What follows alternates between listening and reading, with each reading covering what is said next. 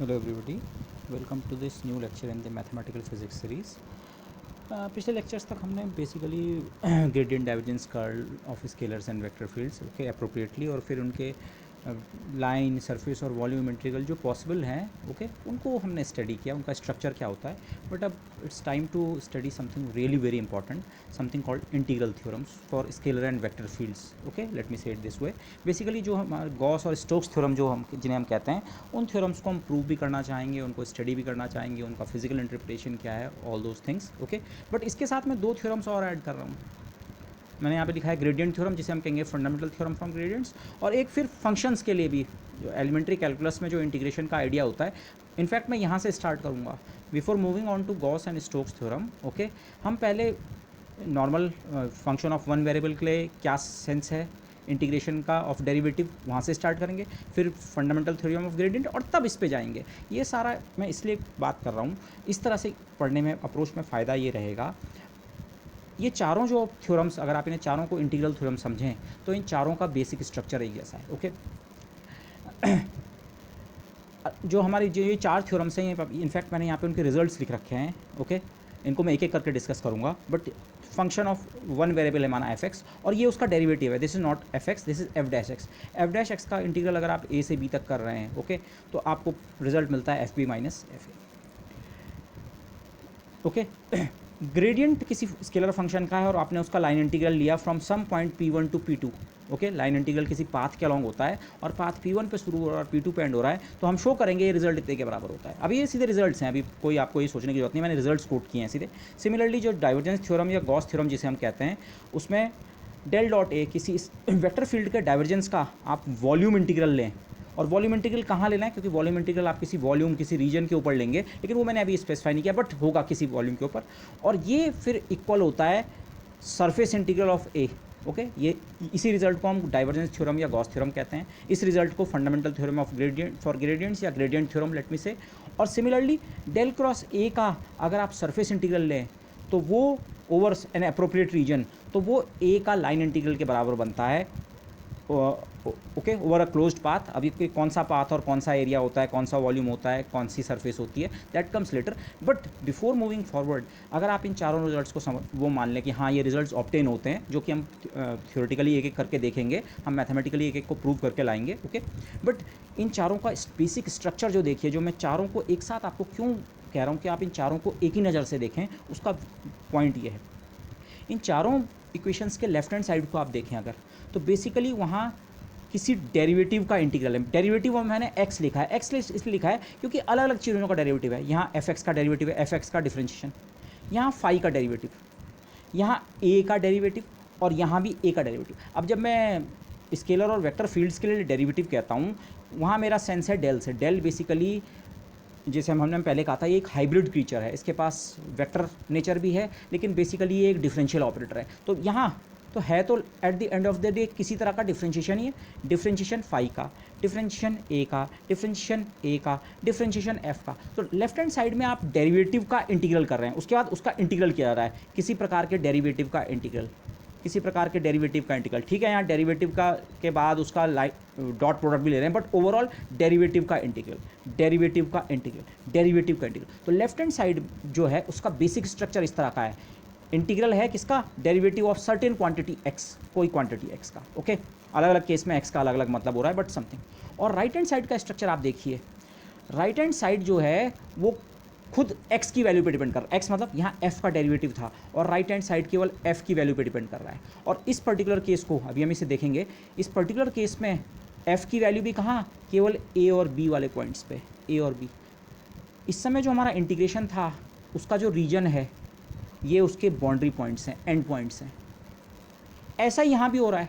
इस समय जो मेरा पाथ है, इसे हम बाद में प्रूव करेंगे, बट पाथ मेरा अगर P1 से P2 तक जा रहा है, तो राइट हैंड साइड जो है वो फाई की वैल्यू पे, फाई डैश नहीं, इंटीग्रेशन तो फाई के डिफरेंशिएशन का था, पर राइट हैंड साइड फाई की वैल्यू पे डिपेंड करती है, लेकिन वो भी कहाँ, केवल बाउंड्री पॉइंट्स पे, जो भी आपके रीजन जिसमें आप इंटीग्रेशन कर रहे थे. और सेम रिजल्ट यहाँ भी होल्ड करता है. बाकी इसको मैं कंप्लीटली एक्सप्लेन तभी कर पाऊंगा जब हम एक्सप्लिसिटली हम ये भी समझ पाएंगे किस वॉल्यूम और किस सरफेस के ऊपर आप इंटीग्रेशन कर रहे हैं. बट बेसिक स्ट्रक्चर इसका भी वही है. आप डिफरेंशिएशन ऑफ समथिंग का इंटीग्रेशन कर रहे हैं, डेरिवेटिव ऑफ समथिंग का इंटीग्रेशन कर रहे हैं, तो फाइनल आंसर जो है वो खुद केवल उस चीज़ की वैल्यू पे, सरफेस पे डिपेंड करता है। ओके, बाकी ये चीज़ तब वहाँ आगे क्लियर होगी जब हमने प्रूव कर लेंगे, बट इसीलिए इन चारों को आपको इस नज़र से देखना आना चाहिए। जब हम ये थ्योरम्स प्रूव कर लें मैथमेटिकली, तो उसके बाद आप फिर से इस पेज पे लौटिए और ये देखने की कोशिश कीजिए, हाँ रियली ये चारों बेसिकली यही बात कह रही हैं। ओके, चारों जो रिलेशंस हैं basically integration of derivative of x finally किस पे डिपेंड करता है, एक्स की वैल्यू पे, और वो एक्स की वैल्यू भी कहाँ, वो जो रीजन जिसकी आप बात कर रहे हैं उसकी बाउंड्री। अब रीजन का मतलब हर केस में अलग अलग हो सकता है। यहाँ पे रीजन का मतलब है एक्स की वैल्यू ए से लेकर बी तक का जो लीनियर पाथ है। यहाँ रीजन का मतलब है कोई पाथ जो कि P1 से P2 तक का पाथ है। यहाँ रीजन का मतलब है वॉल्यूम, और यहाँ रीजन का मतलब है सरफेस। तो हर केस में रीजन का मतलब अलग अलग हो सकता है, और अगर रीजन अलग अलग है तो बाउंड्री भी अलग अलग होगी हर केस में, लेकिन जनरल थीम जो है इन चारों रिलेशंस का वो एक ही है। तो let me start with this relation. Okay, फिर इस लेक्चर में हम इसे प्रूव करेंगे। I will go very very slowly, ताकि आप एक बार अगर इसको समझ लेते हैं तो फिर इनको अंडरस्टैंड करना, इनका जो इंटरप्रिटेशन है that would be much easier. So let me start with this one. Ordinary calculus में जब आपको इंटीग्रेशन पढ़ाया जाता है तो यही तो आप जानते हैं, इसको इस तरह सोचिए, माना आप integral A to B F dash, ये एफ का इंटीग्रेशन नहीं है, एफ डैश एफ के डेरिवेटिव का, एफ डैश का मतलब है D F by D X. Okay, तो इसका इंटीग्रेशन अगर आपको ए से बी तक करने को कहा जाए तो आप सिंपली ये करते हैं, इनफैक्ट आप सीधे ही लिख देते हैं, अच्छा एफ डैश का इंटीग्रल एफ होगा और एफ की वैल्यू एक बार बी पे और एक बार ए पे। ओके, और एक्सप्लिसिटली आप करें तो ऐसा क्यों होता है, क्योंकि एफ डैश डी एक्स जो है rate of change into D x actually D F देता है। अगर इंडिपेंडेंट क्वांटिटी का चेंज डी एक्स के बराबर है तो डिपेंडेंट चीज़ का जो चेंज है वो एफ डैश से मल्टीप्लाई करके ही मिलता है, तो डी एफ मिला, और डी एफ का इंटीग्रल एफ बनेगा, डिफरेंशियल ऑफ एफ का इंटीग्रल एफ, और एफ की वैल्यू एक बार बी और ए पे। तो ये वाला जो रिजल्ट था ये तो ऑर्डिनरी बिल्कुल कैलकुलस में जहाँ आपको इंटीग्रल इंट्रोड्यूस किया जाता है, डेफिनेट इंटीग्रल का मतलब ही यही होता है। ओके, लेकिन अब इस रिजल्ट को इस तरह से देखिए आप, हाँ रियली यही तो कह रहा है भाई, हम किसी एफ का इंटीग्रल नहीं करते, एफ के डेरिवेटिव का, किसी चीज़ के डेरिवेटिव का इंटीग्रल कर रहे थे, और वो भी कहाँ, ओवर सम रीजन। रीजन से मतलब है, माना इस फिगर में आप देखें ये एफ का कर्व है। ओके, और एफ नहीं, एफ डैश का, इनफैक्ट ये एफ का इंटीग्रेशन नहीं है, एफ डैश का है, लेकिन ये कर्व मैंने एफ के लिए प्लॉट किया है, साथ साथ आप एफ डैश का कर्व भी प्लॉट कर सकते हैं। ओके, तो अगर आप एफ डैश का कर्व भी प्लॉट करें और उसका इंटीग्रल ए से बी तक करें, लेकिन आप देखें राइट हैंड साइड में तो किस चीज़ की जरूरत पड़ रही है, एफ डैश की नहीं, एफ की।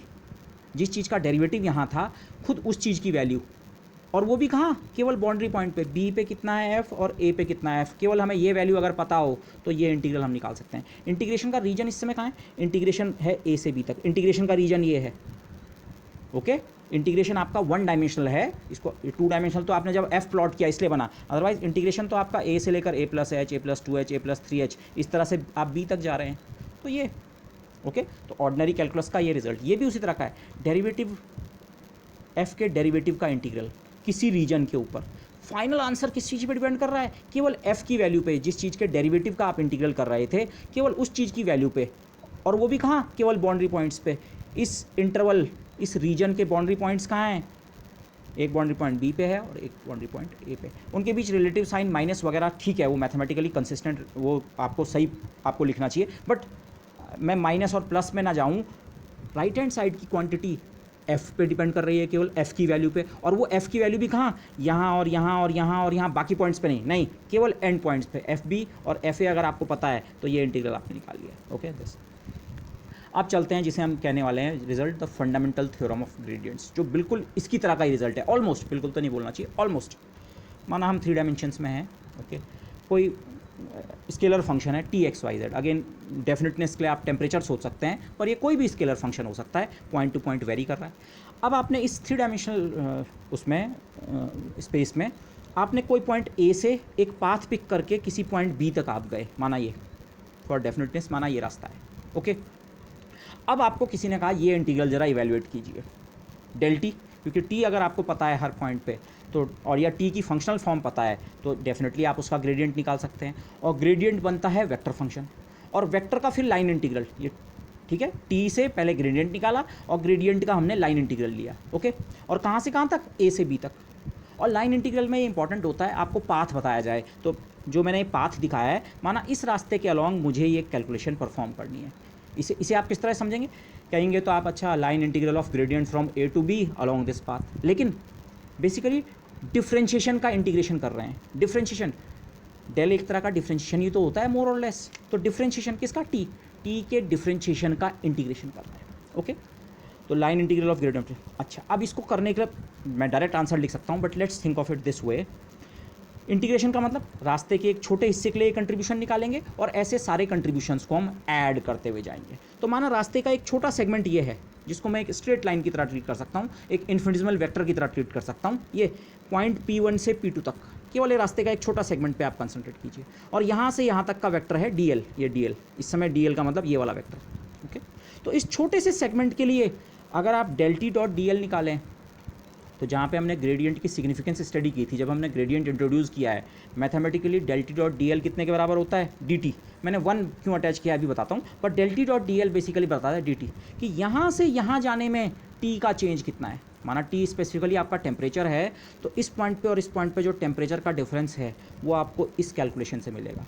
इस पॉइंट पे जो ग्रेडियंट की वैल्यू है उसको आप इस DL के साथ अगर डॉट करेंगे तो आपको पता चल जाएगा यहाँ से यहाँ जाने में, मतलब P1 से P2 जाने में कितना टेम्परेचर चेंज होता है। और उसी को मैं DT1 लिख रहा हूँ, क्योंकि बाद में मैं यहाँ से और आगे जाऊँगा तो उस वाले टेम्परेचर चेंज को T2 लिखेंगे या कुछ और लिखेंगे, तो इसलिए ओके। तो DT1 यहाँ से यहाँ P1 से P2 तक जाने में जो टेम्परेचर में चेंज हो रहा है, the change in T, for example temperature की हम बात कर रहे हैं, the change in T between infinitesimally close point P1 and P2। लेकिन ये पूरे रास्ते के लिए नहीं निकाला अभी हमने, ये तो अभी केवल इस इंटीग्रल में केवल यहाँ से यहाँ तक जब जाते हैं तब ये टर्म कितना कंट्रीब्यूट करता है। और इंटीग्रेशन का मतलब होता है ऐसे सारे कंट्रीब्यूशंस को ऐड करना। तो यहाँ से यहाँ तक आप गए तो वो कंट्रीब्यूशन बेसिकली DT1 के बराबर है। और DT1 को मैं और एक्सप्लिसिटली लिख दूँ, DT1 मतलब इस पॉइंट और इस पॉइंट के टेम्परेचर का डिफरेंस, तो वो बेसिकली कितना है, T at P2 minus T at P1। Temperature माना है T टेम्परेचर है, T at P2 minus T at P1। P1 से P2 तक ये वाला जो कंट्रीब्यूशन है बिना इंटीग्रेशन के, केवल ये वाला कंट्रीब्यूशन केवल रास्ते के इस छोटे सेगमेंट के लिए बेसिकली TP2 माइनस TP1 के बराबर है। ओके, अच्छा, अब आप P2 पे आ गए, माना P1 से P2 पहुँचे और P2 से अब आप जा रहे हैं नेक्स्ट पॉइंट P3। तो अब यहाँ से यहाँ तक के लिए ये इस वाले टर्म का कंट्रीब्यूशन कितना होगा, इस वाले टर्म मतलब ग्रेडियंट का डॉट प्रोडक्ट का DL के साथ। अब DL ये हो जाएगा, अगर मैं दूसरे पेन से ड्रॉ करूँ, अब DL वेक्टर ये वाला होगा। रास्ता आपका कर्व्ड है, पॉइंट टू पॉइंट चेंज हो रहा है इन जनरल, तो DT vector point DL vector जो है पॉइंट टू पॉइंट चेंज हो रहा है।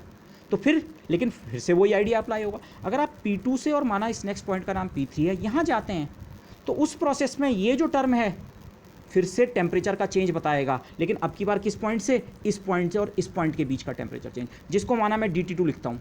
और DT2 कितने के बराबर है, लास्ट वाला पॉइंट। अब एंड पॉइंट क्या है, P3। एंड पॉइंट मतलब ये जो छोटा सी हमने सेगमेंट चला इसका एंड पॉइंट। एंड पॉइंट से मेरा मतलब B नहीं है, ये रेड वाला जो हम छोटी सी डिस्टेंस चले हैं इसका एंड पॉइंट कहाँ है, P3। तो टेम्परेचर है P3 माइनस स्टार्ट कहाँ से किया था, P2 से। तो इस छोटी सी जर्नी में जो टेम्परेचर का चेंज इनकाउंटर हुआ वो आप डेल टी डॉट DL से भी निकाल सकते हैं। इस रास्ते के लिए डेल टी डॉट DL निकालो, वो असल में आपको क्या देगा, TP3 माइनस TP2। जैसे इस छोटे से सेगमेंट के लिए जो आपने डेल टी डॉट DL निकाला उसने आपको दिया TP2 माइनस TP1। अब आप इन दोनों कंट्रीब्यूशंस को ऐड कर दें। ऐड करने का मतलब है मैं अब P1 से P3 तक का कंट्रीब्यूशन देख रहा हूँ, पूरे रास्ते का नहीं, पर P1 से P2 और फिर P2 से P3 तक के कंट्रीब्यूशंस मेरे पास हैं, तो मैं सीधे P1 से P3 तक का कंट्रीब्यूशन देखता हूँ। अच्छा, वहाँ जो दो कंट्रीब्यूशंस हैं केवल उनको ऐड करें। इंटीग्रेशन का मतलब है सबको ऐड करना है, तो केवल P1 से और P3 तक के कंट्रीब्यूशन को अगर मैं ऐड करूं तो कितना मिलेगा, P1 से P3 तक के कंट्रीब्यूशन को, उसे मैं अगेन DT लिख रहा हूं। मैंने उसके साथ 2 या 3 कुछ अटैच नहीं किया। इस DT का मतलब है यहाँ से यहाँ तक का चेंज प्लस यहाँ से यहाँ तक का change. Okay, DT1 plus DT2। और DT1 कितना है, TP2 माइनस TP1। ओके, ये वाला। और ऐसी DT2 इतने के बराबर है। तो अगर आप ये वैल्यू सब्स्टिट्यूट करें, TP2 एक जगह प्लस में आ रहा था, एक जगह माइनस में, यू कैन चेक, ये कैंसिल हो रहा है। तो this might look very very elementary to you, but this is basically the whole idea. सारी इंटीग्रल थ्योरम्स में लगभग यही आइडिया हमारा इंप्लीमेंट होगा। बीच का जो पॉइंट है, जब आप बहुत सारे कंट्रीब्यूशंस को ऐड कर रहे हैं, आपको इस टर्म को इंटीग्रेट करना है। रास्ते के छोटे सेगमेंट में तो आप समझ गए, हाँ इसका ये मतलब है कि दिस माइनस दिस मतलब TP2 माइनस TP1। पर आप सारे ऐसे कंट्रीब्यूशंस जब ऐड करते हैं, क्योंकि आपको पूरा रास्ता कवर करना है, इंटीग्रेट करने का मतलब पूरा रास्ता कवर करना है, तो होता क्या है, बीच के पॉइंट का जो कंट्रीब्यूशन है वो कैंसिल होता है। एक जगह TP2 प्लस में है और दूसरी जगह माइनस में है। इस वाले टर्म में TP2 माइनस TP1 आया, TP2 वाला कंट्रीब्यूशन प्लस में आया, जबकि इस वाले पाथ में TP3 माइनस TP2 क्या आया, माइनस में। तो जब आपने पूरा कंट्रीब्यूशन यहाँ से यहाँ का तक कर लिया तो वो टर्म क्या होगा, कैंसिल। और ये प्रोसेस अब आप इमेजिन कर सकते हैं ये आगे भी चलती रहेगी, रास्ता इससे पीछे भी तो रहा होगा। जब हम यहाँ से वाला कंट्रीब्यूशन भी इसमें ऐड करेंगे तो ये जो P1 वाला कंट्रीब्यूशन जो है ये भी कैंसिल हो जाएगा, क्योंकि ये एक सेगमेंट के लिए पॉजिटिव और एक सेगमेंट के लिए नेगेटिव। तो लास्ट में आपका आंसर क्या बचेगा, केवल इस वाले पॉइंट और इस वाले पॉइंट पे जो T की वैल्यू है उनके डिफरेंस पे। T माना इस पॉइंट का नाम हम P0 रखें तो TP3 माइनस TP0 ऐसा हो जाएगा यहाँ से यहाँ तक। और आप P3 से आगे एक और पॉइंट P4 लें और उस इसके लिए P0 से P4 तक का कंट्रीब्यूशन ऐड करें तो TP4 माइनस TP0। तो अब आप इस आइडिया को सीधे सीधे एक्सटेंड कर सकते हैं। अगर हम A से B तक जा रहे हैं तो मिड पॉइंट्स के कंट्रीब्यूशन कैंसिल हो जाएंगे, हाँ एंड पॉइंट के कंट्रीब्यूशन बचे रहेंगे। तो फाइनल आंसर आपका क्या बचने वाला है, TB माइनस TA। ओके, ये प्रोसेस आप ध्यान रखें, ये जो कैंसिलेशन बीच के लिए होता है, क्योंकि गॉस और स्टोक्स थ्योरम मैं कह रहा हूँ इसेंशियली हम पिछले लेक्चर्स में प्रूव कर चुके हैं, जहाँ पे हमने उसकी फिजिकल सिग्निफिकेंस पढ़ी थी। बस मुझे इस तरह के कैंसिलेशंस के आइडिया इनकॉर्पोरेट करने हैं और हमारा जिसे हम गॉस और स्टोक्स थ्योरम का स्टेटमेंट कहते हैं वो हमारा कंस्ट्रक्ट हो जाएगा। ओके, सो अगेन फिर से मैं केवल पाथ के इस सेगमेंट पे कंसंट्रेट करूँ, P1 से P2 होते हुए P3 तक, तो जो उस पाथ लेंथ के लिए जो कंट्रीब्यूशन है इस इंटीग्रल में वो सिंपली अगेन एंड पॉइंट्स पे डिपेंड कर रहा है, P1 और P3। ओके दिस, और this continues for the whole path, इसलिए डायरेक्टली मैं ये लिख सकता हूँ। ओके, और अगर आप डायरेक्टली यहाँ से भी लिखना चाहें तो del t dot D L को हम बेसिकली डी टी के बराबर होता है, और डी टी का इंटीग्रल आपको ए से बी तक कोई करने को कहे तो एज अ मैथमेटिकल वो टी का डिफरेंशियल है तो इसका इंटीग्रल हो गया टी, और एक बार T at B minus T at A. Okay, तो आप चाहे ऐसे टुकड़े टुकड़ों में ऐड करें, बेसिकली जो यहाँ पे हमने समझने की कोशिश की, हुआ क्या, आपने इस टुकड़े के लिए इस क्वांटिटी को कंप्यूट किया, फिर इस टुकड़े के लिए, फिर इस टुकड़े के लिए, इस टुकड़े के लिए, बीच वाले पॉइंट्स का कंट्रीब्यूशन कैंसिल हो गया, बचा कौन सा कंट्रीब्यूशन, एंड पॉइंट्स का। इसको विदाउट ये किए भी आप सीधे ये इससे कर सकते थे, del t dot D L by definition D T के बराबर होता है और डी टी का इंटीग्रल इतना। लेकिन ये कैंसिलेशन वाला पॉइंट समझना ही इंपॉर्टेंट है। Internal contributions are cancelling out, they cancel out, leaving only the contribution from the end points. केवल एंड का कंट्रीब्यूशन बचता है। एंड मतलब बाउंड्री, पाथ की बाउंड्री दो पॉइंट्स होते हैं, तो पॉइंट बी और पॉइंट 8 पे जो कंट्रीब्यूशन है केवल वही मैटर कर रहा है। बाकी बीच में टी की वैल्यू क्या थी, कम थी, ज़्यादा थी, उससे इस इंटीग्रल की वैल्यू पे कोई फ़र्क नहीं पड़ने वाला है। ओके दिस, तो अगेन आप देख रहे हैं दिस रिजल्ट। अब आप इसको प्रोबेबली इससे रिलेट कर पा रहे होंगे। जो मैंने टी के टर्म्स में रिजल्ट लिखा है, यहाँ मैंने फाई के टर्म में लिखा है, किसी पॉइंट P1 से किसी पॉइंट P2 तक, ए और बी के बजाय P1 और P2 तक, ये इंटीग्रल अगर हम करें तो ये फाइनली केवल डिपेंड करता है, अच्छा खुद फाई की वैल्यू P2 पे कितनी थी और फाई की वैल्यू। आपने एक लाइन इंटीग्रल किया, पूरे इस रास्ते के अलॉन्ग लाइन इंटीग्रल करो, लेकिन फाइनल आंसर केवल इस पर डिपेंड कर रहा है, अरे भाई टी की वैल्यू केवल यहाँ पे कितनी थी और यहाँ पे, बाकी उसको रास्ते से में क्या हुआ उससे कोई मतलब नहीं है, केवल बाउंड्री पे जो वैल्यू है फंक्शन की उस पर डिपेंड कर रहा है। ओके, इसका मैं एग्जांपल, एक तो ये टेम्परेचर चेंज वाला एग्जांपल हो गया। माना आप सोचिए आप इस पॉइंट पे खड़े थे और यहाँ पे टेम्परेचर था फॉर एग्जांपल 30 डिग्री, और आप दूसरे पॉइंट बी तक गए तो आपने टेम्परेचर पता लगा जो भी था, माना 45 डिग्री।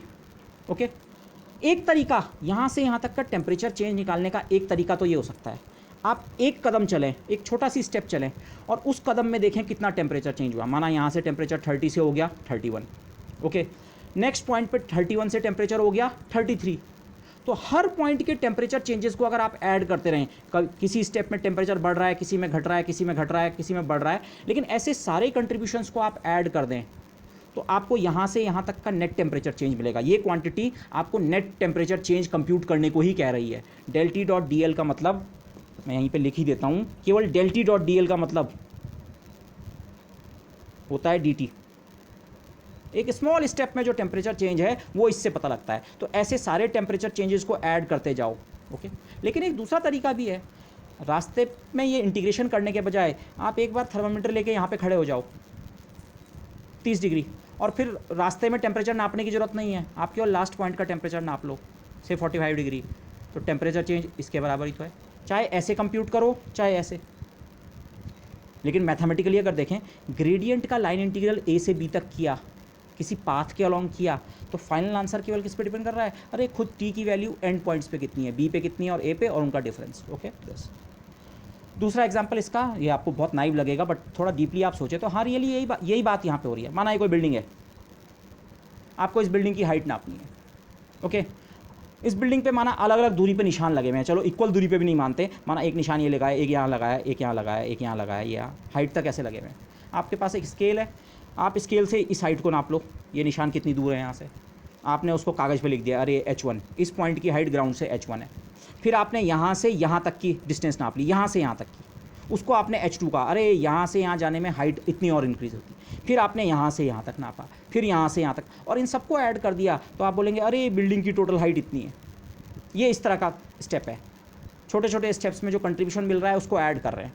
लेकिन अगर आप थोड़ा इंटेलिजेंट हैं और आपके पास कोई मेजरिंग इंस्ट्रूमेंट ऐसे अल्टीमीटर, सीधे आपको जो हाइट बता देता है समुद्र लेवल से, माना आप अपना इंस्ट्रूमेंट लेके यहाँ पे खड़े हुए और उसने का बताया आपकी हाइट ग्राउंड से है, समुद्र से लेवल से 500 मीटर है, और फिर आप सीधे उस यंत्र को लेके यहाँ छत पे चले गए और आपने यहाँ पे नापा और आपको हाइट मिली से 520 मीटर, तो आपको पता तो लग गया 520 माइनस 500, 520 माइनस 500। या तो बाउंड्री पॉइंट्स पे फंक्शन की वैल्यू पता हो, उससे भी आप अपना आंसर निकाल सकते हैं, या आप स्टेप बाय स्टेप ऐड कर सकते हैं। इंटीग्रेशन मतलब एडिशन करना, पूरे पाथ के अलॉन्ग ऐड करना, पूरे पाथ, ये फिर ये फिर ये फिर ये, पूरे पाथ के अलॉन्ग ऐड करो, या दिस, ओके। तो दिस, अच्छा, तो ये जो रिज़ल्ट है, मैंने यहाँ इसे ये करके लिखा है, ये जो रिज़ल्ट है इसे ही हम कहेंगे फंडामेंटल थ्योरम फॉर ग्रेडियंट्स, या कई बार मैं सिंपली ग्रेडियंट थ्योरम भी कह सकता हूँ। ग्रेडियंट्स के लिए एक बहुत फंडामेंटल रिजल्ट है, इस पर मैं एम्फेसिस अगेन इसलिए कर रहा हूँ, ये बहुत सिंपल रिजल्ट है, ओके। और ये आप इसको इससे कंपेयर करें, आप देख सकते हैं ये तो काफ़ी हद तक एक जैसे हैं, बस डिफरेंस क्या है, यहाँ आपका पाथ केवल वन डायमेंशनल था, केवल एक्स के अलॉन्ग मोशन है, एक्स की वैल्यू पहले ए है, फिर a प्लस एच, फिर a प्लस 2h, फिर a प्लस, यहाँ आपका पाथ जनरल 3 डायमेंशनल पाथ है, ओके। तो ये तो इमीडिएटली इस रिजल्ट को तो आप ऐसा कह ही सकते हैं, ये इसका 3 डायमेंशनल जनरलाइजेशन है। ये जो रिजल्ट है इसका 3 डायमेंशनल जनरलाइजेशन ये है, यहाँ एफ डैश आता है और यहाँ एफ डैश के बजाय ग्रेडियंट ऑफ एफ के बजाय टी लिखा है, ग्रेडियंट ऑफ फंक्शन आता है, ग्रेडियंट ऑफ स्केलर फंक्शन, और वो तो ये लेकिन आप थीम को समझने की कोशिश कीजिए, डिफरेंशिएशन का इंटीग्रेशन, टी का इंटीग्रेशन नहीं है, टी के डिफरेंशिएशन का इंटीग्रल किसी रीजन में किया, रीजन का मतलब ये है, ये ए से बी तक का ये पाथ, इस रीजन में आप इस इंटीग्रल को करें तो फाइनल आंसर केवल इस पे और इस पे जो टी की वैल्यू है उस पर डिपेंड करता है, ओके। बस, सो अगेन इस रिजल्ट को क्वालिटेटिवली यहाँ पे लिखा है मैंने, इंटीग्रल ऑफ डेरिवेटिव, डेरिवेटिव से मतलब है ग्रेडियंट, ग्रेडियंट भी एक तरह का डेरिवेटिव ही होता है, तो इंटीग्रल ऑफ डेरिवेटिव किया है, और डेरिवेटिव भी किसका, ऑफ सम फंक्शन, जैसे इस केस में टी है, किसी स्केलर फंक्शन का, स्केलर टी का आपने ग्रेडियंट लिया और ओवर सम रीजन इस इंटीग्रल को किया है, रीजन मतलब जो हमारा पाथ है, ओके, ये पाथ ए से बी तक का जो पाथ है, इसके अलॉन्ग इस इंटीग्रल को परफॉर्म करें तो फाइनल आंसर किस पर डिपेंड कर रहा है, it only depends on the value of the function itself, खुद टी की वैल्यू कितनी है, स्केलर टी की वैल्यू कितनी है, लेकिन कहाँ, सारे पॉइंट्स पे नहीं, यहाँ नहीं, केवल यहाँ पे और यहाँ पे जो उसकी वैल्यू है। और ये पॉइंट्स की खासियत क्या है, ये जो हमारा रीजन ऑफ इंटीग्रेशन है, जो कि इस केस में एक पाथ है, उसके बाउंड्री पॉइंट्स हैं, okay. So it depends only on the value of the function itself, which in this case is the scalar T at the boundary points. Boundary points से मतलब, बाउंड्री का मतलब boundary of the path, और path की boundary 2 points होंगे, ए and B, okay. अब यहाँ से कुछ इंटरेस्टिंग लेकिन इमीडिएटली कुछ रिजल्ट्स हमारे पास आएंगे। इन जनरल अगर हम किसी वेक्टर फील्ड का लाइन इंटीग्रल लें, ये डेल का नहीं है, डेल टी का नहीं है, कोई जनरल वेक्टर फील्ड, आप किसी भी वेक्टर फील्ड का लाइन इंटीग्रल किसी पाथ के अलॉन्ग ले सकते हैं, ओके। माना ए और बी पॉइंट्स, ये आप कोई जरूरी नहीं है पिछले वाले पॉइंट्स से, कोई भी 2 पॉइंट्स हैं A and B 3 dimensional space में, इन जनरल ए से बी तक आप वी डॉट डी एल का इंटीग्रल करें, वी कोई वेक्टर फील्ड आपको दे रखा है।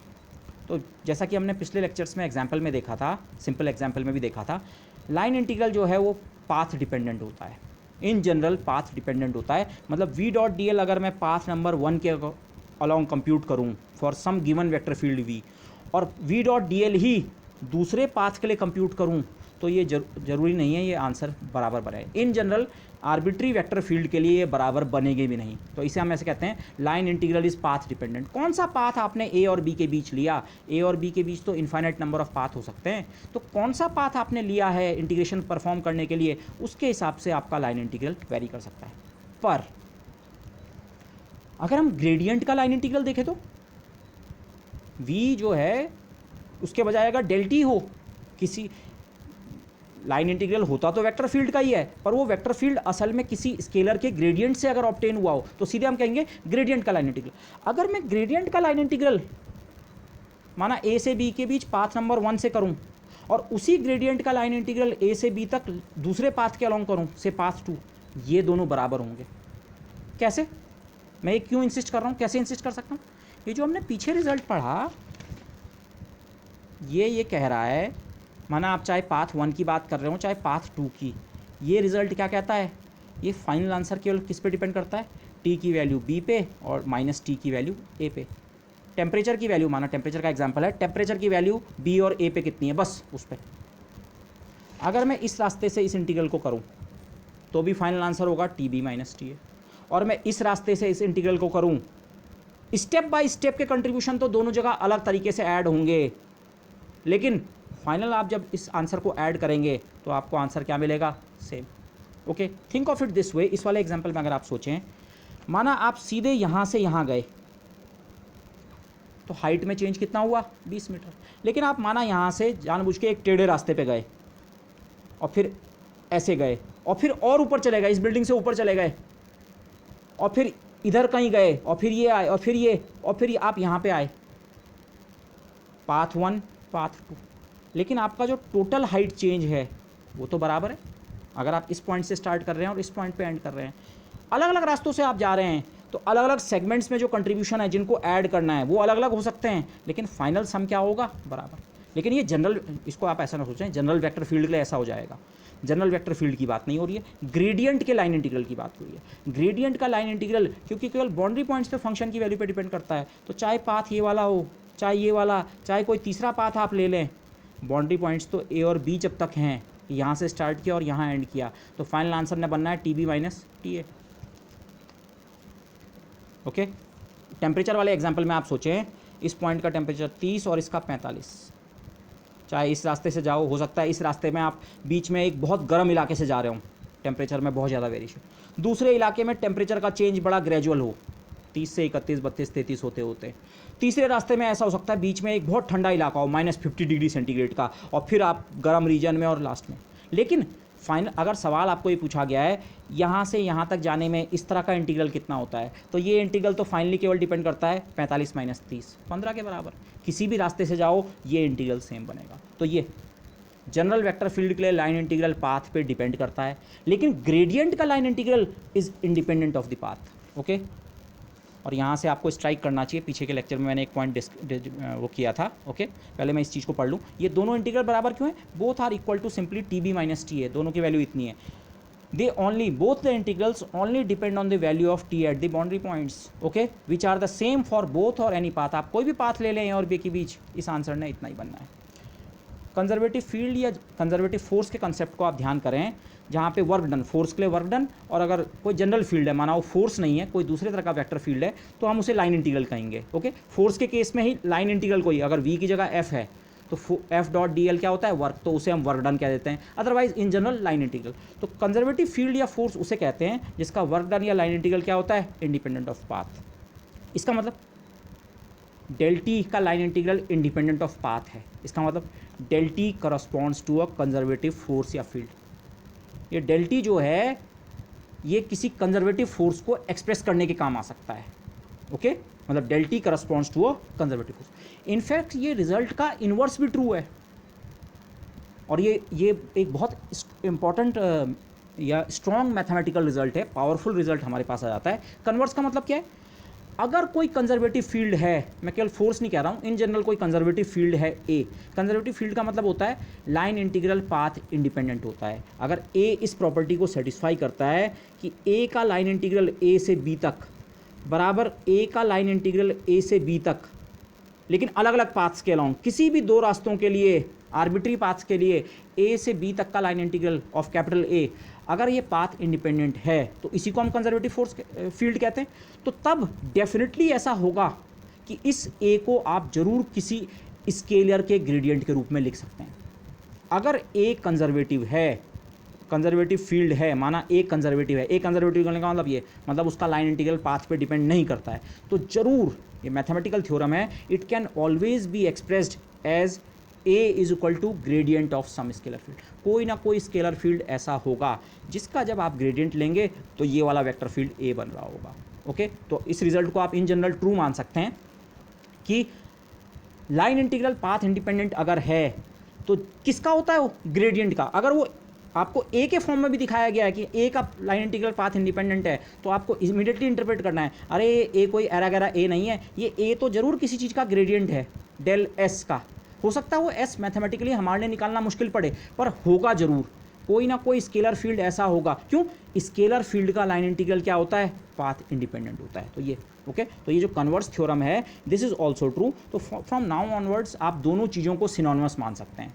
कंजर्वेटिव फोर्स का मतलब या कंजर्वेटिव फील्ड का मतलब उसे किसी चीज़ के ग्रेडियंट के रूप में एक्सप्रेस किया जा सकता है, या ग्रेडियंट का लाइन इंटीग्रल क्या होता है? Path independent. दोनों चीज़ क्या है अब से आपके लिए सिनोनिमस होनी चाहिए। तो अगर कभी भी आपके पास कोई कंजर्वेटिव फील्ड है, माना उसका नाम ए है, तो उसे आप हमेशा एक्सप्रेस कर सकते हैं इस फॉर्म में। कोई स्केलर फील्ड होगा जिसका जब ग्रेडियंट निकालेंगे तो ये वाला वेक्टर फील्ड जो कि कंजर्वेटिव नेचर का है ये बन रहा होगा। Okay this. बट ये इंटरेस्टिंग क्यों है? ये कंजर्वेटिव फील्ड मैंने पीछे कहा था ये इंटरेस्टिंग होते हैं। इसका इंटरेस्टिंग होने का रीज़न ये है, वेक्टर फील्ड ए के 3 कंपोनेंट होते हैं किसी भी पॉइंट पे, ए एक्स ए वाई ए जेड, जबकि स्केलर केवल सिंगल कंपोनेंट ऑब्जेक्ट, एक पॉइंट पे एक कंपोनेंट एस। अगर एस पता है तो आप ए निकाल सकते हैं। मतलब ये 3 कंपोनेंट्स की जो इन्फॉर्मेशन है ये एक सिंगल कंपोनेंट में एक्चुअली कंटेंड है। वो जो एस है केवल उसके अंदर उसका ग्रेडियंट से ए बन जा रहा है। तो एस सिंगल कंपोनेंट ऑब्जेक्ट के अंदर ये तीनों कंपोनेंट्स की इन्फॉर्मेशन है। तो इसीलिए हम कहते हैं कंजर्वेटिव फील्ड्स स्पेशल होते हैं। ओके, इस सेंस में वो स्पेशल हैं। बाकी प्रॉपर्टी भी स्पेशल आप कह सकते हैं, line integral is independent of path, work done around close path is zero, वगैरह वगैरह वगैरह। लेकिन इस सेंस में भी आपको देखना आना चाहिए क्यों कंजर्वेटिव फील्ड्स इंटरेस्टिंग होते हैं। उनकी 3 कंपोनेंट की जो इन्फॉर्मेशन है ए एक्स ए वाई ए जेड की, वो एक्चुअली किसी स्केलर के सिंगल कंपोनेंट में कंटेंड होती है। Okay this, so conservative fields are special. But यहीं से हमारा एक आइडिया आता है जो बाद में आगे तक भी जाता है, इवन रिलेटिविस्टिक क्वांटम मैकेनिक्स या इलेक्ट्रोडायनेमिक्स में हम इसे कैरी करते हैं, जिसे हम कहते हैं वेक्टर वर्सेस स्केलर फॉर्मुलिज्म। इलेक्ट्रोस्टैटिक्स में आपने पढ़ा है, इलेक्ट्रिक फील्ड की आप बात करते हैं और इलेक्ट्रिक पोटेंशियल की बात करते हैं, और इलेक्ट्रिक पोटेंशियल और इलेक्ट्रिक फील्ड में रिलेशन भी होता है। इनफैक्ट इस लेक्चर में मैं आगे उसे कवर करूँगा if you have forgotten it. Okay, और अगर याद भी है तो मैं इस ग्रेडियंट थ्योरम के व्यू पॉइंट से उसे डिस्कस करूँगा। बट किसी सिस्टम को डिस्क्राइब करने के लिए आप इलेक्ट्रिक फील्ड का इस्तेमाल भी कर सकते हैं, या उसी सिस्टम को डिस्क्राइब करने के लिए आप पोटेंशियल का यूज़ भी कर सकते हैं।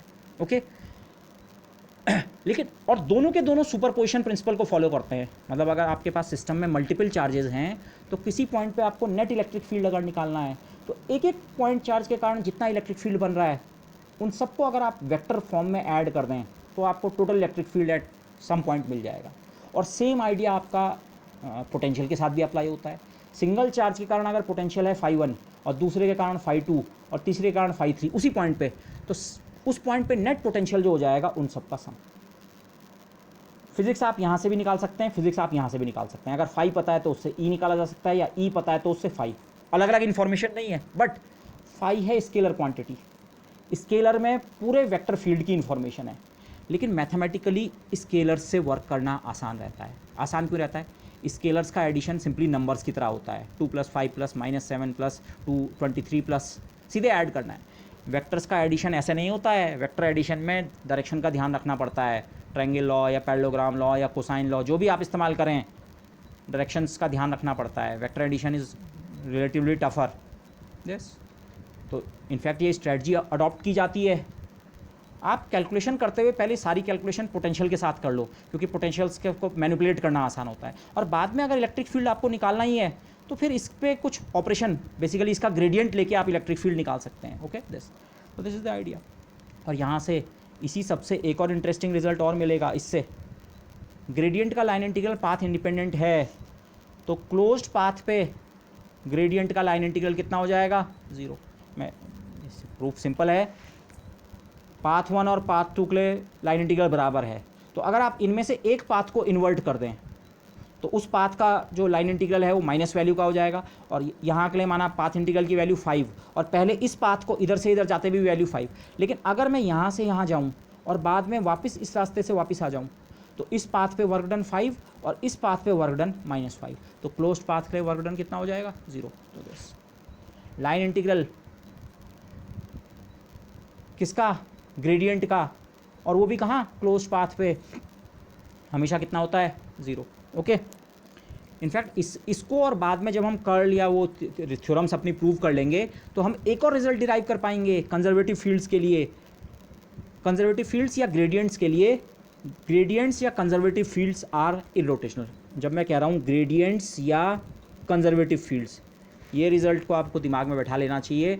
अगर ए कंजर्वेटिव है तो वो जरूर किसी चीज़ का ग्रेडियंट होगा, तो इसीलिए हम ग्रेडियंट को कंजर्वेटिव फील्ड या कंजर्वेटिव फील्ड को ग्रेडियंट जरूर कह सकते हैं। ओके, तो इसीलिए मैं कह रहा हूँ ग्रेडियंट या कंजर्वेटिव फील्ड आपके पास है तो वो साथ में कर्ललेस भी होता है। कर्ललेस मतलब उसका अगर आप कर्ल निकालें तो वो 0 बनता है। अगर ए आपको पता है कंजर्वेटिव है तो डेल क्रॉस ए डेफिनेटली 0 बनेगा, या एस के टर्म्स में बात करें डेल क्रॉस डेल एस आपका 0 बनेगा। लेकिन ये रिजल्ट हम बाद में प्रूव कर पाएंगे, बट वो यहीं से फॉलो होता है। ओके, अब मैं जो आपको एग्जाम्पल दे रहा हूँ यहाँ पे, ये कोई न्यूमेरिकल एग्जाम्पल नहीं है, ये अगेन एक ऐसी फिजिक्स है जो आप पीछे की क्लासेस में पढ़ चुके हैं इलेक्ट्रिसिटी मैग्नेटिज्म में, बट इसको इस थ्योरम के व्यू पॉइंट से देखते हैं। इस थ्योरम के, हम इसको इस थ्योरम के व्यू पॉइंट से देखना चाह रहे हैं। ओके, ग्रेडियंट थ्योरम के व्यू पॉइंट से जो स्केलर फंक्शन मैं ले रहा हूँ वो है r पावर n, और r की डेफिनेशन ये है r स्क्वायर बराबर x square plus Y square plus Z square. Okay, origin से डिस्टेंस हम जिसे सिंपली कहते हैं। ओके, एक्स वाई जेड अगर कार्टेशियन कोऑर्डिनेट्स हैं किसी पॉइंट के तो उसकी जो ओरिजिन से डिस्टेंस है उसका स्क्वायर इस एक्सप्रेशन से। ओके, ये एक स्केलर फंक्शन है और ये स्केलर फंक्शन ऐसा है जिसको हम एक्चुअली कहते हैं स्फेरिकली सिमेट्रिक। ये केवल आर पे डिपेंड करता है, एंगल्स वगैरह पे इसकी कोई डिपेंडेंस नहीं है। इसका मतलब माना आप एक स्फीयर कंसीडर करें जिसका रेडियस 1 है, जिस भी यूनिट्स में, माना 1 मीटर 1 सेंटीमीटर वटेवर 1 है, तो उस स्फीयर की पूरी सरफेस पे इस फंक्शन की वैल्यू बराबर होगी 1 पावर n। माना n कोई जो भी हो, ओके, कोई नंबर है, इंटीजर है, तो 1 पावर n इस पूरे स्फीयर की सरफेस पे जिसका रेडियस 1 मीटर है, इस फंक्शन की वैल्यू सेम होगी। आप एक बड़ा स्फीयर लें जिसका रेडियस माना 2 मीटर है, और फॉर डेफिनेटनेस माना n की वैल्यू को मैं 1 ले लेता हूँ, ये n की हर वैल्यू के लिए अप्लाई होगा, पर माना n बराबर 1 और r बराबर 2 मीटर रेडियस पे अगर आप चले जाएँ, अगेन s की वैल्यू 2। एक बड़े स्फीयर पे आप जाते हैं तो छोटे स्फीयर के मुकाबले उस स्फीयर की सरफेस पे s की वैल्यू बढ़ गई, पर उस स्फीयर की सरफेस पे हर जगह वैल्यू कांस्टेंट है। तो इसी चीज़ को हम कहते हैं, जिसे हम कहते हैं इक्विपोटेंशियल सरफेस। इस फंक्शन के लिए इक्वल वैल्यू सरफेस या इक्विपोटेंशियल सरफेसेस का नेचर ऐसा है, इस स्फीयर की सरफेस पे सब जगह s की वैल्यू सेम जितनी भी हो, इस स्फीयर की सरफेस पे हर जगह s की वैल्यू सेम, इस स्फीयर की सरफेस पे सब जगह s की वैल्यू सेम। इस स्फीयर और इस स्फीयर पे वैल्यू बराबर नहीं है, यहाँ से यहाँ वैल्यू में चेंज हो रहा है, लेकिन एक स्फीयर की सरफेस पे सब जगह वैल्यू सेम है। तो इसी को हम कहते हैं स्फेरिकल सिमेट्री। ओके, और इसी को हम फिजिक्स की लैंग्वेज में कहते हैं इक्विपोटेंशियल सरफेस। अगर इसको आप पोटेंशियल की तरह ट्रीट करें, और क्यों करेंगे वो अभी आपको एग्जाम्पल लास्ट में समझ आ जाएगा, पर इस सब पे एस की वैल्यू सेम है जितनी भी हो, और इस सब पे वैल्यू एस की सेम है, और इस सब पे वैल्यू एस की क्या है, सेम। तो ये हैं इक्विपोटेंशियल सरफेसेस। ओके, अब इसी एस का अगर ये स्केलर फंक्शन का आप कैलकुलेट करें gradient del of R N, okay, तो वो इतना बनता है N R N minus 2 R. आपको असाइनमेंट जो दिया गया था वहाँ आपने कंप्यूट भी किया है। ओके, और अगर मैं इसे यूनिट वेक्टर आर के टर्म में लिखूँ तो N R N minus 1 R. Okay, unit vector R direction बता रहा है रेडियली आउटवर्ड। माना मैं केवल 2 डायमेंशन में अगर प्लॉट करूँ इसको, ठीक है, 3 डायमेंशन, जैसे ये फिगर भी एक्चुअली 3 डायमेंशन है पर मैंने 2 डायमेंशन ही दिखाया है। ऐसे ही अगर आप डेल एस एक वेक्टर फील्ड है, ग्रेडियंट वेक्टर होता है, एस तो स्केलर था, स्केलर फील्ड, एरोज का कोई मतलब नहीं है, वेक्टर फील्ड। इस वेक्टर फील्ड को अगर आप प्लॉट करें, और इसको भी मैं थोड़ा और सिंपल करके प्लॉट करता हूँ, ये एन केवल एक मल्टीप्लाइंग फैक्टर है, मैं इसको ड्रॉप कर देता हूँ, मैं केवल इसे प्लॉट करूँगा R power N minus 1 unit vector R, और एन की भी मैं एक डेफिनेट वैल्यू ले लेता हूँ जो हमारे लिए फिजिक्स में इंटरेस्टिंग है, इस एग्जाम्पल के लिए इंटरेस्टिंग है, N equal to -1, N equal to -1। तो एन इक्वल टू -1 मैंने इस पावर में तो रखा, पर इस फैक्टर को मैंने ड्रॉप कर दिया, ठीक है, इसको हटा दिया। तो बेसिकली जिस वेक्टर फंक्शन को मैंने यहाँ पे प्लॉट किया है वो है, डायरेक्शन तो उसकी रेडियली आउटवर्ड है हर पॉइंट पे, और वो कितने के बराबर है, 1/r² के बराबर है। तो ये जो मैंने प्लॉट किया है रेड कलर से, ये 1/r² यूनिट वेक्टर आर वाला जो वेक्टर फंक्शन है उसका प्लॉट है। ये ओरिजिन है, आप किसी भी पॉइंट पे खड़े हों, ये vector field radially outward point कर रहा है, रेडियली आउटवर्ड। इस पॉइंट पे रेडियली आउटवर्ड ये डायरेक्शन बनती है, इस पॉइंट पे ये बनती है, इस पॉइंट पे ये बनती है, इस पॉइंट पे ये। और इस वेक्टर फील्ड का जो मैग्नीट्यूड है ये तो डायरेक्शन होगी रेडियली आउटवर्ड, हर पॉइंट पे रेडियली आउटवर्ड। रेडियली आउटवर्ड मतलब उस पॉइंट को ओरिजिन से ज्वाइन करो और जो रेडियस वेक्टर बन रहा है उस पर बाहर की तरफ निकल जाओ, इस पॉइंट को रेडियस से ज्वाइन किया, बाहर की तरफ निकल जाओ, तो ये तो डायरेक्शन। लेकिन मैग्नीट्यूड कितना, 1/r²। जैसे जैसे r कम होगा, माना हम सेंटर के करीब आ रहे हैं, तो r कम होगा तो मैग्नीट्यूड बढ़ेगा। इसीलिए हर पॉइंट पे डायरेक्शन तो रेडियली आउटवर्ड है, लेकिन पास में एरो और बड़े होते जा रहे हैं। ये वाला एरो इस एरो से बड़ा है, ये वाला एरो इस एरो से बड़ा है। और अगेन यहाँ ये वाला नोशन भी आता है, एरो की लेंथ केवल 1/r² पे डिपेंड कर रही है, मतलब r पे। अगर आप एक स्फीयर या 2 डायमेंशन में एक सर्किल कंसिडर करें, इस सर्किल के एज पे जितने भी ये लाल वेक्टर हैं, इन सब की लेंथ बराबर होगी, क्योंकि इन सब के लिए r की वैल्यू बराबर है। माना 1 है तो इन सब के लिए फैक्टर 1/1²। जबकि ये माना इस स्फीयर या सर्किल का रेडियस 2 है तो इनके लिए मैग्नीट्यूड 1/2², 1/4। इसके लिए भी 1/4, 1/4, 1/4, छोटे। आप और बड़े स्फीयर या सर्किल पे जाएंगे 1/3², मैग्नीट्यूड और कम हो रहा है। डायरेक्शन रेडियली आउटवर्ड, मैग्नीट्यूड धीरे धीरे कम हो रहा है। और ये सेंटर पे मैंने ब्लैक बहुत स्पेशल रीज़न से बनाया है। अगर आप ओरिजिन, सेंटर मतलब ओरिजिन पे अगर आप आ जाएं, ओरिजिन पे r की वैल्यू 0, 1/0 इज इन्फिनिटी। मैं इस सेंटर पे इस वेक्टर फील्ड को प्लॉट ही नहीं कर सकता हूँ। ओके, सेंटर पे इसको हम प्लॉट नहीं कर सकते हैं। सेंटर पे मुझे केवल एक पॉइंट दिखाना चाहिए था, पर क्लैरिटी के लिए मैंने इतना बड़ा दिखाया है। ओके, ओरिजिन से बाहर हर जगह इस फंक्शन को प्लॉट किया जा सकता है। ओरिजिन से बाहर ये फंक्शन कैसा है, हर पॉइंट पे रेडियली आउटवर्ड डायरेक्शन में पॉइंट करता है। और ओरिजिन के नज़दीक वाले जो वेक्टर हैं वो ज़्यादा बड़े बड़े हैं, वहाँ पे इस वेक्टर फील्ड का मैग्नीट्यूड ज़्यादा होता है। और जैसे जैसे आप ओरिजिन से दूर जाते हैं, ये वेक्टर फील्ड की स्ट्रेंथ, अगर आप उसे कहें, ये स्ट्रेंथ धीरे धीरे क्या हो रही है, कम हो रही है। ओके, ये बाद में हम देखेंगे। ये एक्चुअली इलेक्ट्रिक फील्ड का एग्जाम्पल है। अगर यहाँ सेंटर पर आपने एक पॉइंट चार्ज रखा हुआ है, पॉजिटिव पॉइंट चार्ज रखा हुआ है +Q, तो उसका इलेक्ट्रिक फील्ड ऐसी तो बनता है। नज़दीक वाले पॉइंट पे उसका इलेक्ट्रिक फील्ड स्ट्रॉन्गर होता है, दूर वाले पॉइंट पे कमज़ोर हो जाता है, और दूर और कम हो जाता है। और हर पॉइंट पे डायरेक्शन कहाँ होती है, रेडियली आउटवर्ड। ओके, दिस तो n = -1 वाली जो पर्टिकुलर वैल्यू है, उसके का उस समय ये फील्ड जो है basically electric field of a point charge placed at the origin की तरह बिहेव करेगा। ओके, बट अभी के लिए आप केवल मैथमेटिकली सोचिए। अच्छा, एस अगर ये लिया तो इक्विपोटेंशियल सर्फेसेस ये बनी, और डेल एस जो है, ग्रेडियंट जो एस का है, वो इस तरह के वेक्टर्स बने। और एक और रिलेशनशिप आप यहाँ देख सकते हैं, डेल एस की डायरेक्शन किसी भी पॉइंट पे इक्विपोटेंशियल सरफेस के परपेंडिकुलर है। ये रिजल्ट मैंने शायद पीछे डिस्कस भी किया था। डेल एस की डायरेक्शन, या अगर नहीं किया है तो आप इसको फिर से देख लें। ओके, मैं इसको अभी डिस्कस नहीं कर पाऊंगा यहाँ पे। डेल एस जो है, ग्रेडियंट की डायरेक्शन इक्विपोटेंशियल सरफेस के परपेंडिकुलर होती है हमेशा। इसे एक जनरल रूल समझ लें। इस पूरे स्फीयर पे, ये यही वाला स्फीयर तो है, इनमें से कोई एक स्फीयर, ये इस स्फीयर पे की सरफेस पे एस की वैल्यू तो कांस्टेंट है, लेकिन तब डेल एस की डायरेक्शन कहाँ है, इस स्फीयर के परपेंडिकुलर। और ये केवल स्फीयर के लिए ट्रू नहीं है। माना किसी केस में आपकी इक्विपोटेंशियल सरफेस ये बनी, माना एक इस तरह का प्लेन है, तो हर पॉइंट पे डेल एस की डायरेक्शन इस प्लेन के परपेंडिकुलर, जहाँ भी परपेंडिकुलर होगा वो होगा। ओके, बट रिटर्निंग बैक, अभी हम ग्रेडियंट थ्योरम अब इस एस और इस डेल एस पे अप्लाई करें, तो ये मैं ये रिजल्ट अप्लाई करना चाह रहा हूँ। टी की जगह एस रखूँगा, तो del S dot D L, कोई पाथ लूँगा ए से बी तक 3 डायमेंशन में, वो हो जाएगा एस बी माइनस एस ए।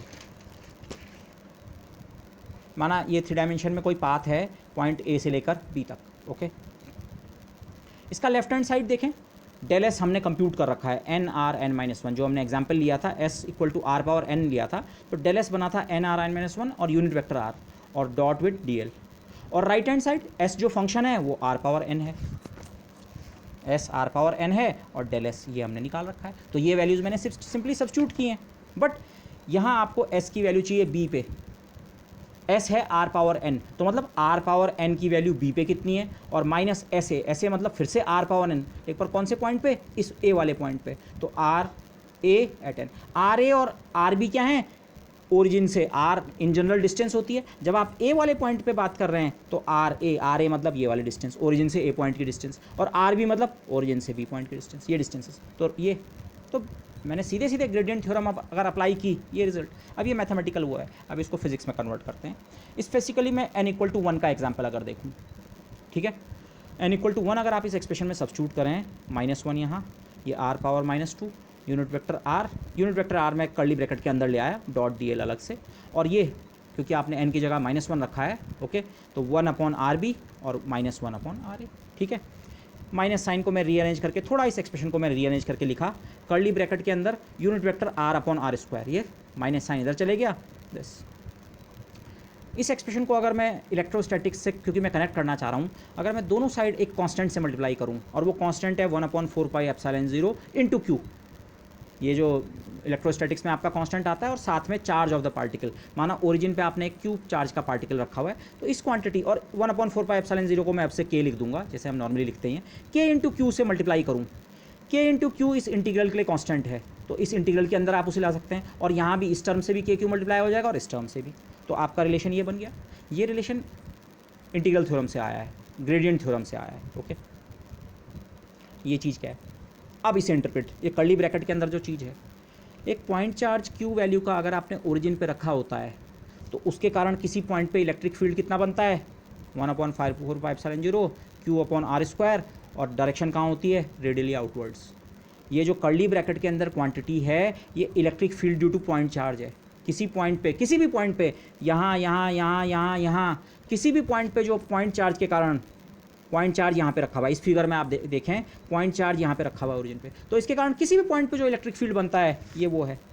तो अब ये इंटीग्रल जो बन गया है, ये स्टार्टिंग वाला इंटीग्रल नहीं है पर उसके साथ कुछ कांस्टेंट मल्टीप्लाई करके ये इंटीग्रल अब बेसिकली क्या है, ए से बी तक का इलेक्ट्रिक फील्ड का लाइन इंटीग्रल। इस चार्ज के कारण हर पॉइंट पे इलेक्ट्रिक फील्ड बन रहा होगा। तो रास्ता, ये जो हमें रास्ता दिया गया है, इसके छोटे सेगमेंट पे ई डॉट डी एल निकालो, ई, क्योंकि इस चार्ज के कारण यहाँ पे कुछ इलेक्ट्रिक फील्ड बन रहा होगा, माना ये बन रहा है, वैसे ऐसा नहीं बनेगा, रेडियली बनेगा, बट मैं ऐसी जस्ट मैंने डायरेक्शन दिखाने के लिए लिया। ये ई है, ये डी एल है, आप इसका डॉट प्रोडक्ट ले लो। फिर रास्ते में थोड़ा आगे चलो, वहाँ पे देखो ई कहाँ पॉइंट कर रहा है, माना वहाँ पे ई ऐसे पॉइंट कर रहा है, और डी एल ये यहाँ पे भी निकालो, फिर ये, और ऐसे सारे कंट्रीब्यूशंस को ऐड कर दो, तो ये है ये लाइन इंटीग्रल।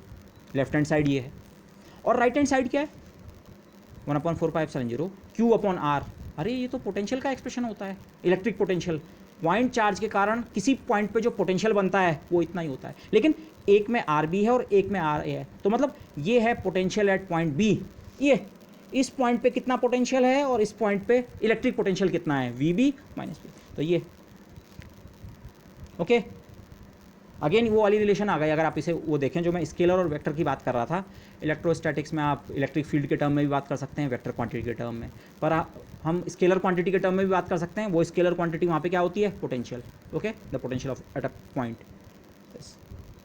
ई जो ये चीज़ है is the electric field of point charge Q, और पॉइंट चार्ज कहाँ रखा हुआ है, ओरिजिन पे, और V at some point P. B और ए की बात अलग अलग ना करें, वी पी का मतलब क्या है, के क्यू अपॉन आर। अगर पॉइंट पी की डिस्टेंस ओरिजिन से आर है तो it is the electric potential due to the point charge Q which is again placed at the origin. Potential की जो आप डेफिनेशन लेते हैं इलेक्ट्रोस्टैटिक्स में, यही तो डेफिनेशन होती है।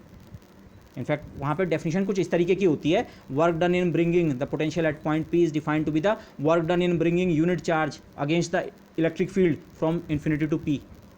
आप इसे उसमें भी जनरलाइज कर सकते हैं। अगर आप इनमें से एक पॉइंट को इन्फिनिटी ले लें, स्टार्टिंग पॉइंट को इन्फिनिटी ले लें, और इन्फिनिटी पे बाय डेफिनेशन हम पोटेंशियल को जीरो लेते हैं, तो ये इससे आप इस डेफिनेशन पे, या इससे आप इस डेफिनेशन में भी कन्वर्ट कर सकते हैं। अगर आप ए से बी तक का वर्क डन निकाल रहे हैं तो आप ए से इन्फिनिटी तक का वर्क डन निकालें, और फिर इन्फिनिटी से बी तक का वर्क डन निकालें, तो उनको इसकी मदद से आप ऐसे एक्सप्रेस कर पाएंगे। मैं उस डिटेल्स में नहीं जा रहा हूँ, but the whole point is potential और इलेक्ट्रिक फील्ड का रिलेशन, ये तो आप इलेक्ट्रोस्टैटिक्स में डेफिनेशन वाइज इंट्रोड्यूस करके लाते हैं, हाँ ये होता है।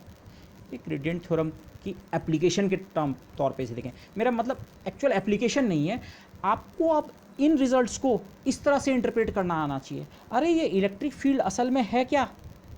अच्छा, अब आप चलिए इसी लेवल पे अगर आप ग्रेडियंट थ्योरम को अप्लाई करें, टी का लाइन इंटीग्रल ए से बी तक किस पे डिपेंड करता है, टी की वैल्यू बी पे माइनस टी की वैल्यू ए पे। ई का लाइन इंटीग्रल किस पे डिपेंड कर रहा है, अपार्ट फ्रॉम माइनस साइन, इस माइनस साइन के अलावा वी की वैल्यू पे। ये तो वी की वैल्यू है बाउंड्री पॉइंट पे, इसका मतलब ई जरूर क्या होना चाहिए, माइनस डेल वी। अगर आप ये सोचें यहाँ पे मैथमेटिकली कि अगर मुझे इस ई की जगह यहाँ पे डेल वी दिया होता, तो ग्रेडियंट थ्योरम अप्लाई करके आप सीधे बोलते अरे ग्रेडियंट का लाइन इंटीग्रल है तो आंसर केवल डिपेंड करेगा वी की वैल्यू बी पे माइनस वी की वैल्यू ए पे, और एक माइनस साइन एक्स्ट्रा है तो एक माइनस साइन यहाँ एक्स्ट्रा ले लो। वो रिलेशन तो मैंने यहाँ लिखा है। इलेक्ट्रिक फील्ड और पोटेंशियल के बीच का रिलेशन यही तो होता है इलेक्ट्रोस्टैटिक्स में। ओके, तो इलेक्ट्रोस्टैटिक्स का जो फंडामेंटल रिलेशन है, अब आप इसको इस सारी चीज़ों से भी कनेक्ट करने की कोशिश कर सकते हैं। फील्ड पोटेंशियल, इसके बीच जो हमने रिलेशन का, conservative field, electric field electrostatics में कंजर्वेटिव होता है। इस पॉइंट को भी थोड़ा ध्यान में रखें आप। ये सारी कहानी केवल इलेक्ट्रोस्टैटिक्स में अप्लाई होती है, ठीक है, कंजर्वेटिव इलेक्ट्रिक फील्ड आप कहते हैं कंजर्वेटिव है, उसका work done around closed path zero होता है, और बाद में आप उसका कर्ल हम चेक करेंगे ये जीरो होता है, ये आपने इलेक्ट्रोस्टैटिक्स में शायद ये पढ़ा होगा, पर ये सारी सिचुएशन इलेक्ट्रोस्टैटिक्स में है। जब आप इलेक्ट्रोडाइनमिक सिचुएशन में जाते हैं, इलेक्ट्रोडाइनमिक मतलब मूविंग चार्जेस के कारण मैग्नेटिक फील्ड बनते हैं, और वो मैग्नेटिक फील्ड खुद अगर टाइम के साथ चेंज हो रहे हों तब तो सिचुएशन इस तरह की बन जाती है, जिसे आप फैराडे लॉ कहते हैं। मूविंग या चेंजिंग फ्लक्स के कारण ईएमएफ जनरेट होता है, या डिफरेंशियल लैंग्वेज में चेंजिंग मैग्नेटिक फील्ड के कारण ई का कर्ल प्रोड्यूस होता है। लेकिन ये इलेक्ट्रोडाइनमिक सिचुएशन है। इलेक्ट्रोस्टैटिक्स में del cross E zero. Yes, तो ये जो पॉइंट्स यहाँ पे इस तरह से किसी जनरल वेक्टर फील्ड के लिए पॉइंट आउट किए गए थे, ये स्पेसिफिकली आप एक एग्जाम्पल में बहुत पहले से यूज़ करते हुए आए हैं।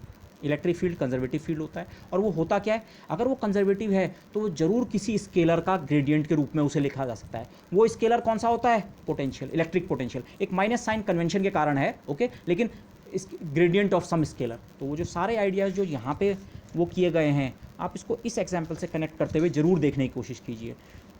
इक्विपोटेंशियल सरफेसेस किस तरह की आती हैं, पॉइंट चार्ज अगर ओरिजिन पे रखा हुआ है तो सेम पोटेंशियल वाली सरफेस कैसी बनती है, और इलेक्ट्रिक फील्ड की डायरेक्शन कैसी बनती है। इनफैक्ट वो आंसर मैंने आपको यहाँ दे रखा है, but try to connect these things for yourself. Okay, now the point is, ये लेक्चर मैं यहीं पे ख़त्म कर रहा हूँ। मैं गॉस थ्योरम और स्टोक्स थ्योरम नेक्स्ट में आएंगे, और अब मैं क्विकली करूँगा। ओके, ग्रेडियंट थ्योरम पे मैंने जानबूझ के ज़्यादा टाइम इसलिए इन्वेस्ट किया, इस आइडिया को पॉइंट करने के लिए, इस आइडिया को। होपफुली ये आइडिया थोड़ा आपके माइंड में अब सीमेंट हो रहा होगा। Integral of some derivative is equal to या depends on the value of function at the boundary points. और हम देखेंगे ये दोनों थ्योरम भी इसेंशियली इसी बात को कह रही हैं, एक बार डाइवर्जेंस के लिए, एक बार कर्ल के लिए, लेकिन इसेंशियली ये भी इसी बात को कह रहे हैं। Okay, so with that I would like to end this lecture. Thank you everybody.